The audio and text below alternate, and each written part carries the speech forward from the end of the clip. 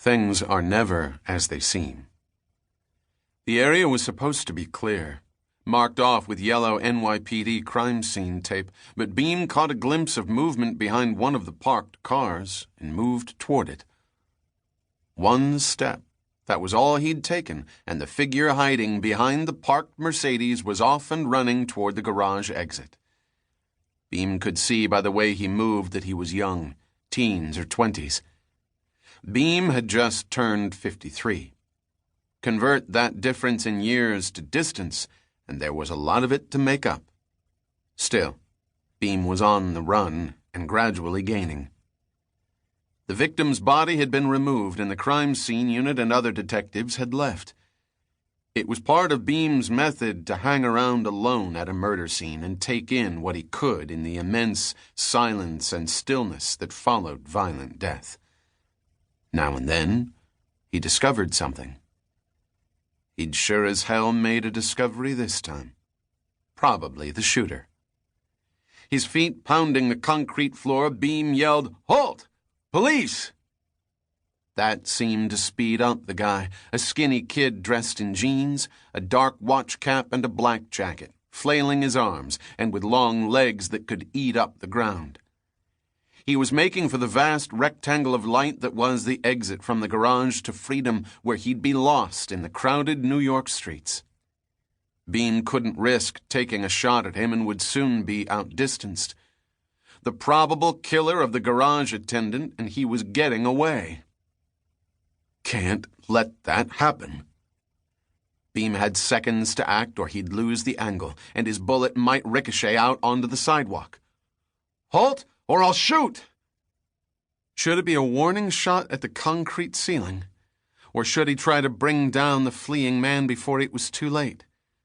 One of those split-second decisions you read and hear about in the media. "Stop, damn it!" The suspect lifted his knees higher, trying to draw more speed from his adrenaline-jacked body. Beam stopped, spread his feet wide, and raised the revolver and held it before him in his right hand, bracing with his left. Decision time. But not for Beam. The fleeing man suddenly skidded to a halt, at the same time whirling and dropping to one knee.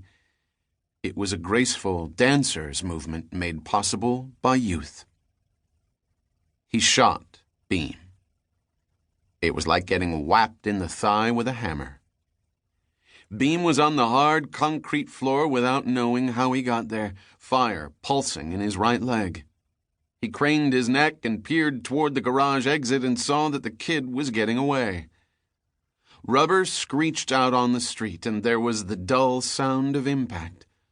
A woman shouted something over and over that Beam couldn't understand. He reached for his two-way. If the damn thing would work in the garage, he could get help, maybe nail the bastard on the street. Then weakness came with the pain. Then darkness. Beam thought, Laney. Chapter 2. "What's it been, bro?" Cassandra Beam asked. "A week?" 9 days, Beam said. That was how long since he'd been released from the hospital into a bright spring day. His right leg still ached and wasn't as strong as his left. He'd lost 20 pounds while laid up, and his clothes hung on him as if they were somebody else's. He was wearing a pale gray shirt with the sleeves unbuttoned and folded neatly halfway up his forearms. His face was so gaunt as to be almost vulpine, with blue eyes that could charm or cut steel, and an intensely curious, slightly lopsided expression due to a missing right earlobe that had been bitten off in a saloon fight his rookie year as a cop.